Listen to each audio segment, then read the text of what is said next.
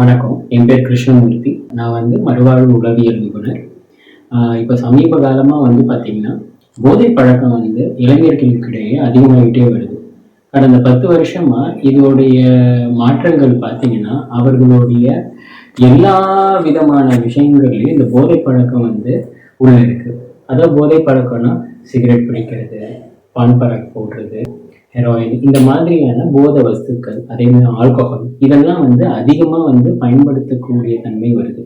முதல் காரணம், இந்த குழந்தைங்கள்லாம் இந்த மாதிரி விஷயத்துக்கு ஸ்கூல் படிக்கிறவங்க, காலேஜ் படிக்கிறவங்க, இதுக்கு போவதற்கான முழு காரணம் யாரு அப்படின்னா, அதுக்கு காரணமே நம்ம சமூகம் தான். இப்ப நம்ம சமூகத்துல நம்ம எதை வெளிப்படுத்துறோமோ அதை தான் அந்த குழந்தைங்க போய் வாங்குறாங்க.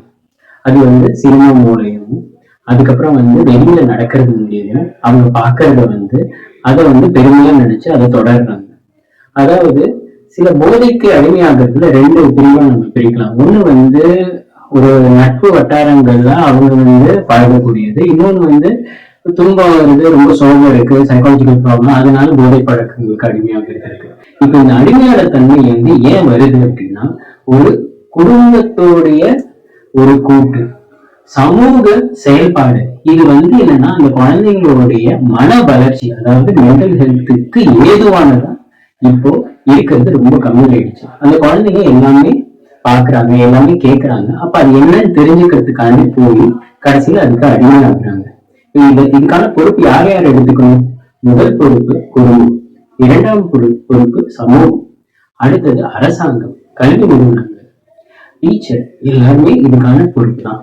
இப்ப இந்த பசங்க இந்த அடிக்ஷனுக்கு போறதுக்கு முன்னாடி இந்த அடிக்ஷன் வராம இருக்கிறதுக்கு என்னென்னலாம் முயற்சி எடுக்கணுமோ அது கவர்மெண்ட் எடுக்கணும். இது 2வது அந்த கல்வி நிறுவனங்கள், அதாவது காலேஜ், ஸ்கூல், இங்க அந்த போதை பழக்கம்ன்றது என்னென்ன பிரச்சனைகள் உருவாக்கும்ன்றது அவங்களுக்கு அவேர்னஸ் கொடுக்கணும்.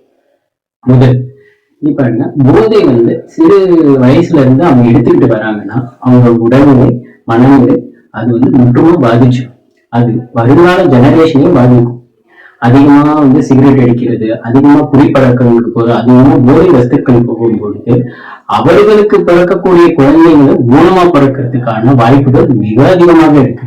இது ஆண் பெண் என்ற வித்தியாசம் இல்லை. போதைக்கு யார் அடிமையானாலும் அவர்களுடைய குடும்பம், அவர்களுடைய உடல், அவர்களுடைய மனம், இது எல்லாமே சீரற்ற நிலைமை இருக்கிறதுனால என்ன நடக்குது அப்படின்னா அவர்களுடைய மனம், உடல் எல்லாமே பாதிச்சு அடுத்த ஜெனரேஷனுக்கு இது கேரி ஆகும் பொழுது பாத்தீங்கன்னா அடுத்த ஜெனரேஷன் மிகவும் வீக்காக இருப்பாங்க.